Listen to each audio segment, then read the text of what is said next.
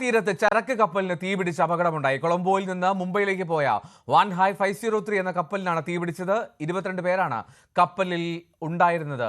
ഇതിൽ രക്ഷപ്പെടുത്തിയ 18 പേരുമായി നാവികസേനയുടെ INS സൂറത്ത് മംഗലാപുരത്തേക്ക് തിരിച്ചിട്ടുണ്ട്.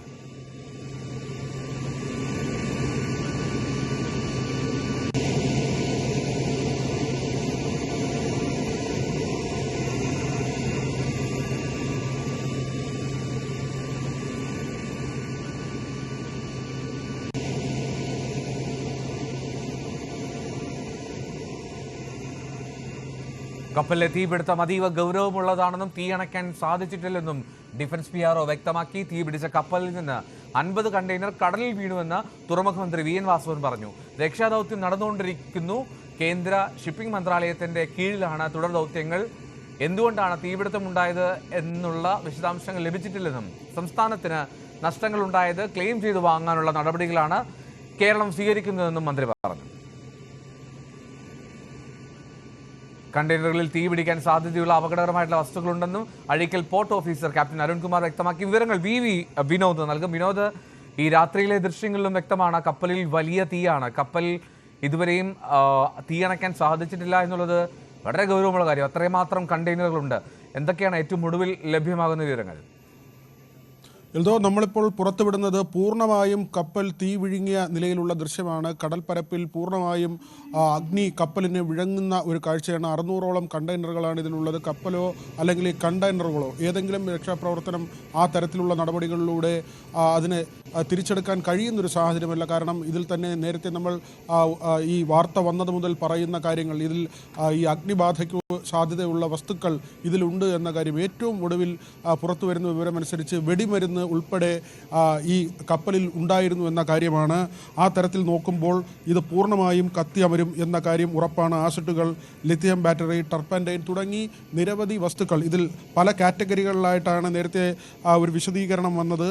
അതിൽ ക്ലാസ് 3, അതോടൊപ്പം തന്നെ 4.1, 4.2, 6.1 ഇങ്ങനെയുള്ള ക്രമീകരിച്ച അങ്ങനെയുള്ള ആ ഒരു ഗണത്തിൽ വരുന്ന വസ്തുക്കൾ, അത് നേരത്തെ തന്നെ ഔദ്യോഗികമായ വിശദീകരണം വന്നതാണ്. ഇതിൽ പലതും അപകടകരമായ രീതിയിൽ കാര്യങ്ങളെ കൊണ്ടുപോകുന്ന വസ്തുക്കളാണ് ഉള്ളതെന്ന തരത്തിലുള്ളത്. അതിൽ തന്നെ ലിക്വിഡ് ആയിട്ടുള്ള വസ്തുക്കളുണ്ട്, അതായത് തീ പിടിക്കുന്ന ഇന്ധന രൂപത്തിലുള്ളത്, സോളിഡ് ആയിട്ടുള്ള കരവസ്തുക്കളുണ്ട്, വായുവുമായി സംയോജിച്ചാൽ തീ പിടിക്കുന്നവയുണ്ട്, ടോക്സിക് ആയിട്ടുള്ള വസ്തുക്കൾ, അതായത് വിഷാംശമുള്ള വസ്തുക്കളുണ്ട്. നമ്മൾ ഈ തീപിടുത്തം എന്നതിനപ്പുറത്തേക്ക് ഇനി ഇതെല്ലാം അഗ്നി വിഴുങ്ങി കഴിയുമ്പോൾ കടലിൽ ഉണ്ടാകുന്ന പാരിസ്ഥിതിക പ്രശ്നം, അത് വലിയൊരു ചോദ്യചിഹ്നമായി അവശേഷിക്കുന്നുണ്ട്. കാരണം തുടരെ ഉണ്ടാകുന്ന കപ്പലപകടങ്ങളാണ്. 2 അപകടങ്ങൾ ഇപ്പോൾ അടുത്തടുത്തുണ്ടാകുന്നു. മാത്രമല്ല ഇതിലെ ജീവനക്കാരുമായി ബന്ധപ്പെട്ട കാര്യങ്ങൾ കൂടി വളരെ പ്രധാനപ്പെട്ടതാണ്.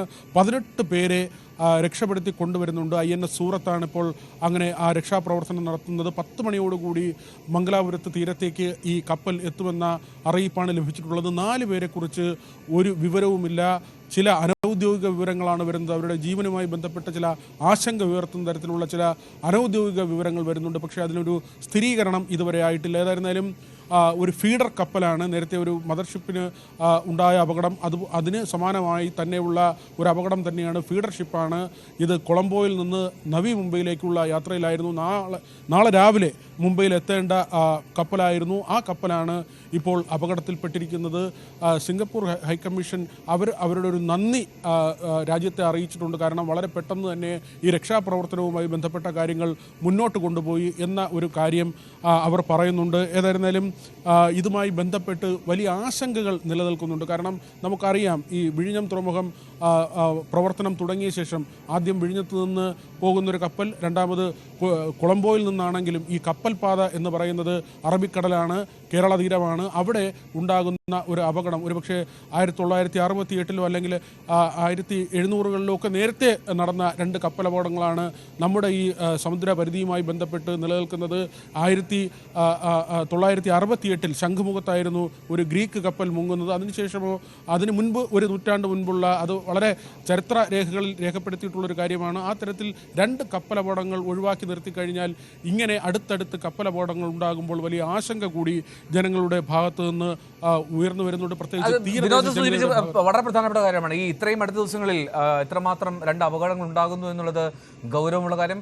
ഒപ്പം തന്നെ നമുക്ക് അതിലേക്ക് വരാം. അതിനു മുമ്പ് ഈ കപ്പലിൽ ഇപ്പോഴും ഈ തീ അണയ്ക്കാനുള്ള ശ്രമങ്ങൾ ഏത് തരത്തിലാണ് വിനോദ് നടത്തുന്നത്? അത് ഒരു ആഴക്കടലിലാണ്, അവിടെ എത്രമാത്രം ദുഷ്കരമാണ് എന്നുള്ളത് ഊഹിക്കാം. പക്ഷേ അപ്പോഴും ആ കപ്പലിലെ കണ്ടെയ്നറുകൾ വീണ്ടെടുക്കാനോ അല്ലെങ്കിൽ കാണാതായ 4 പേരെ ഇനിയും കണ്ടെത്താനോ ഒക്കെ എന്തൊക്കെ നടപടിയാണ് നാവികസേനയും കോസ്റ്റ് ഗാർഡും ഒക്കെ ചേർന്ന് നടത്തുന്നത്?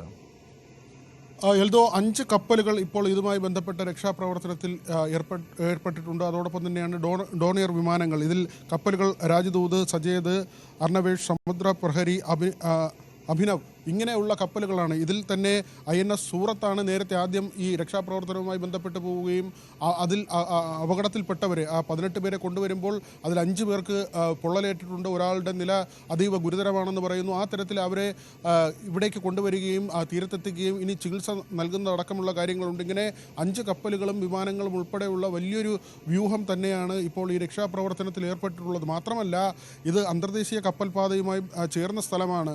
മറ്റ് കപ്പലുകൾ കടന്നു പോകുന്നൊരു സമയമുണ്ട്. അതുകൊണ്ട് തന്നെ കൃത്യമായി ഈ സുരക്ഷിതമായ അകലം പാലിച്ചുകൊണ്ട് മാത്രമേ മറ്റ് കപ്പലുകൾ, ഇപ്പോൾ ചരക്കുമായി സഞ്ചരിക്കുന്ന മറ്റ് കപ്പലുകളുണ്ട്, ആ കപ്പലുകളൊക്കെ തന്നെ ഈ അപകടത്തിൽപ്പെട്ട ഫീഡർ കപ്പലിൽ നിന്ന് കൃത്യമായ അകലം പാലിച്ച് മാത്രമേ സഞ്ചരിക്കാവൂ എന്ന ഒരു നിർദ്ദേശം കൂടി നൽകിയിട്ടുണ്ട്. ജാഗ്രതാ നിർദ്ദേശമുണ്ട്. കേരള തീരവുമായി ബന്ധപ്പെട്ട് ഇതുവരെ പാരിസ്ഥിതിക പ്രശ്നവുമായി ബന്ധപ്പെട്ടുള്ള ഏതെങ്കിലും ഒരു ആശങ്കയോ ആ തരത്തിലുള്ള ഭീതിയോ നിലനിൽക്കുന്നില്ല എന്ന കാര്യം തന്നെയാണ് ഇതുവരെ ഔദ്യോഗിക അറിയിപ്പായി നമുക്ക് ലഭിച്ചിട്ടുള്ളത്. എങ്കിൽ തന്നെയും ഇതുണ്ടാക്കുന്ന പ്രത്യാഘാതം ചെറുതായിരിക്കില്ല. കാരണം 650ഓളം കണ്ടെയ്നറുകൾ വഹിക്കുന്ന ഒരു കപ്പലാണ്. അതിൽ തന്നെ 157 കണ്ടെയ്നറുകളിൽ അതീവ പ്രശ്നമുള്ള വസ്തുക്കളാണ്, അല്ലെങ്കിൽ അങ്ങനെ ഈ തീപിടിക്കുന്നതോ പാരിസ്ഥിതിക പ്രശ്നമുണ്ടാക്കുന്നതോ ആയ വസ്തുക്കളാണെന്ന വിവരം ഇപ്പോൾ തന്നെ വരുന്നുണ്ട്. ആദ്യത്തെ കപ്പലപകടം ഉണ്ടായി പിന്നീട് ദിവസങ്ങൾ കഴിഞ്ഞ ശേഷമാണ് ഈ കപ്പലിൽ എന്തൊക്കെ വസ്തുക്കളുണ്ട് എന്ന കാര്യം പോലും വരുന്നത്. പക്ഷേ ഈ ഒരു അനുഭവം ഉള്ളതുകൊണ്ട് തന്നെ രണ്ടാമതൊരു കപ്പൽ അപകടം ഉണ്ടാകുമ്പോൾ